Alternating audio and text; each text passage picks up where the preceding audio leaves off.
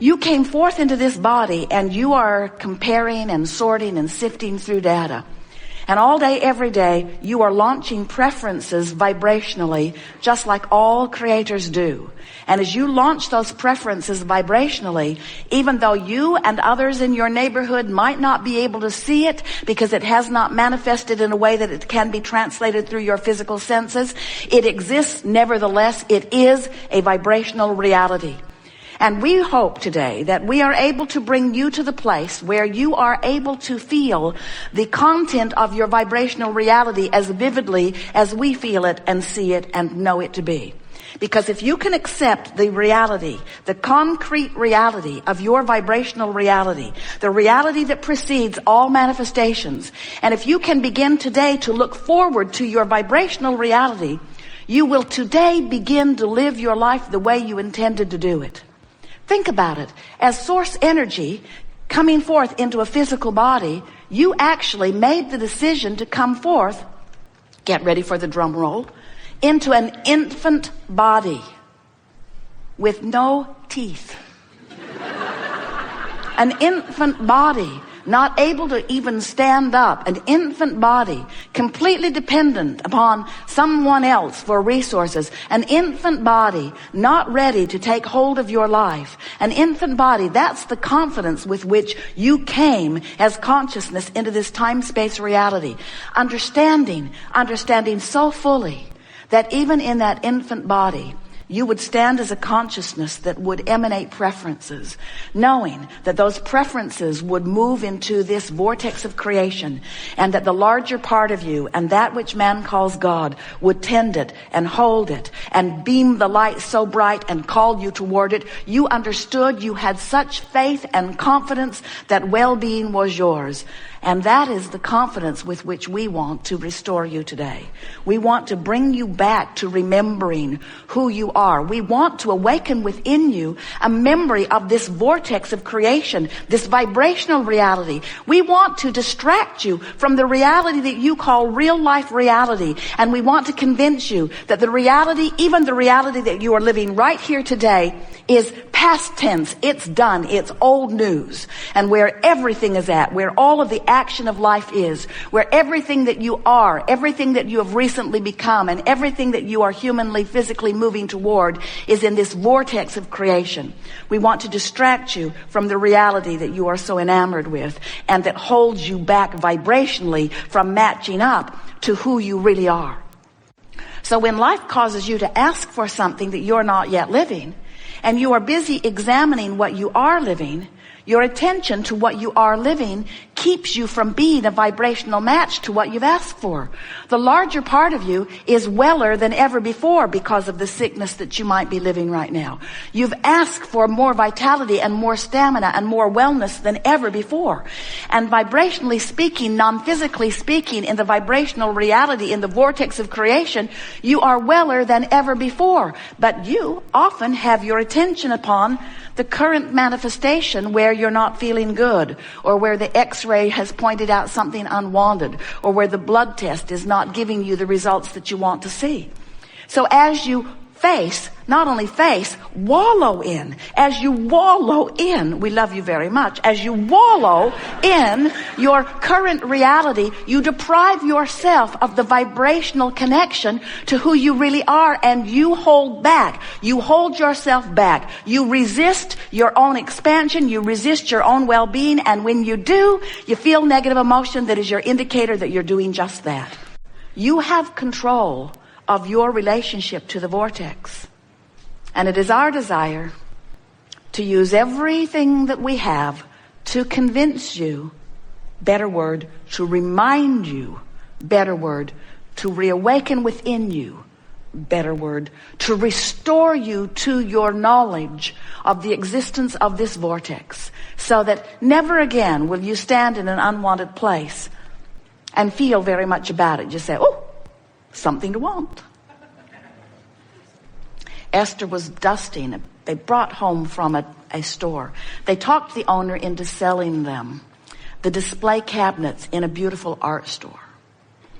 And the display cabinets were beautiful. They were chrome and glass and gilded and fragile. They didn't realize that the shelves were sitting on posts, and the posts were stable, but the shelves had nothing to sustain them, front and back. And Esther, one day, took her dust cloth and just laid it on the top shelf, and as she barely moved the cloth, the big heavy glass fell off its little post and crashed to the shelf below it, which crashed to the shelf below it, which crashed to the shelf below it, and broke everything on the shelf. All of the Yadros and Sabinas and all the pretty things that they'd been gathering around. And Jerry heard the crash from the other room and said, "Don't move, don't move, don't move." Esther standing there in her bare feet with shards of glass actually stuck in the floor all around her. No glass in her feet. And Jerry came into the room and said, "Oh, good, something to want."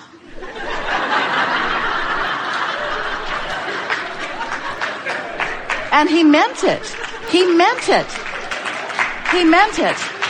Because for weeks and months and years, Esther would see something pretty in a shop, and Jerry would say, "Now where will you put it?" And now Esther is saying, "Now I have a place for many new things." And we want you to understand, frivolous and unimportant as that story may seem to you, that is the spirit with which you come into this experience, because life is about expansion, and expansion is about more. And it is only when the larger part of you is expanded and you haven't let the rest of you catch up with it that you feel discord or discomfort. We're really saying to you that we would not attempt to go through a day unless we'd made an effort to go into the vortex. We would say, go in the vortex and then call your friend. Go in the vortex and then check your email. Go into the vortex and then get in your car and drive. Get into the vortex and then have the conversation with someone meaningful. Get in the vortex and then have your sexual interaction. Get in the vortex and then order your lunch. Get in the vortex and then eat your lunch. Get in the vortex and then. Get in the vortex and then. And discover how interesting and rich the in the vortex life can be, you see. If you could just hear us clearly and make a decision that you are going to do a little more ignoring reality as it is, and a little more looking in the direction of the vibrational reality that you have launched, talking more about where you're going and less about where you are, talking more about what you want and why you want it and less about how it's going to come, where it's going to come from, who's going to bring it, and when it's going to get there. As you talk about who you really are and what you really want, you will find yourself hanging around in the vicinity of this vortex where you will finally be. And these are the words we want to ring through you forevermore. We want you to know that in your vortex of creation, where the larger part of you is, law of attraction responding to the vibration of you, all cooperative components are assembled. And the question that you want to ask yourself all day, every day is, am I a cooperative component? And the answer is, if you're frisky, yes. If you're exhilarated, yes. If you're loving someone, yes. If you're happy, yes. If you're ornery, no. If you're afraid, no, no, no, no. If you're criticizing, no. If you're worried about money, no, no, no, no, no, no, no, no, no, no, no, no, no, no, no, no. There is no shortage in the vortex. There is no lack in the vortex. You cannot overspend in the vortex. You cannot get more than your fair share in the vortex. Your vortex will expand proportionally to the desires that you put there, and so will everyone else's, and the entire consciousness of the universe expands because of the combined mass of the vortices that you all are setting forth. In other words, you do not need to ever worry about depriving someone else of something because you have put it into your vortex of creation. They've got their own thing going on. And the only thing that ever causes anyone else to ever deprive themselves of something that they want is that they've put it into their vortex, but they are not going there because they're beating the drum of the current reality that is keeping them vibrationally out of sync with who they have now become. We can all go home. Because you will never hear it more clearly, and we have never said it better. So there cannot possibly be any questions. Well, there is just that one question. How do I get in the vortex? So let's talk about that.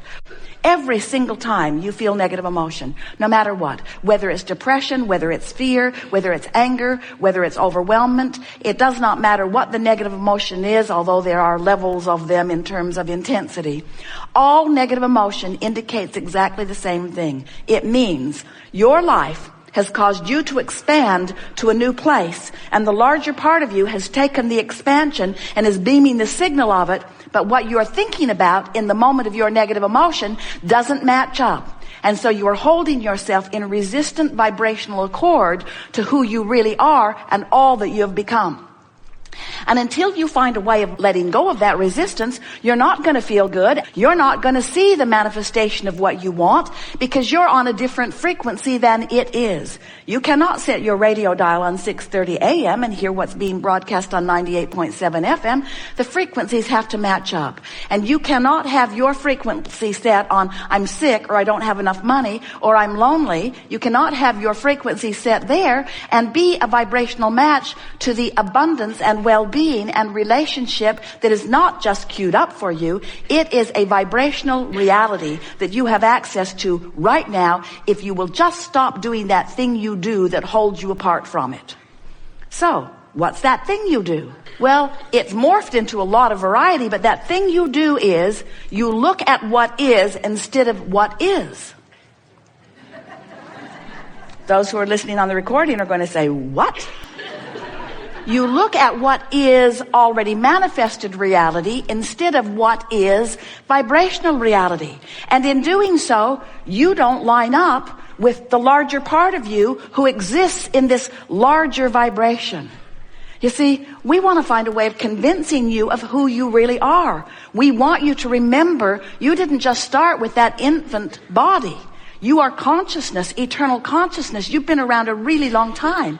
You didn't just blunder in here unworthy to prove worthiness. You didn't just blunder in here hoping that life would be better. You are a creative genius who said, what could possibly be better than to come as consciousness into a time-space reality that has this much evolution already under its belt?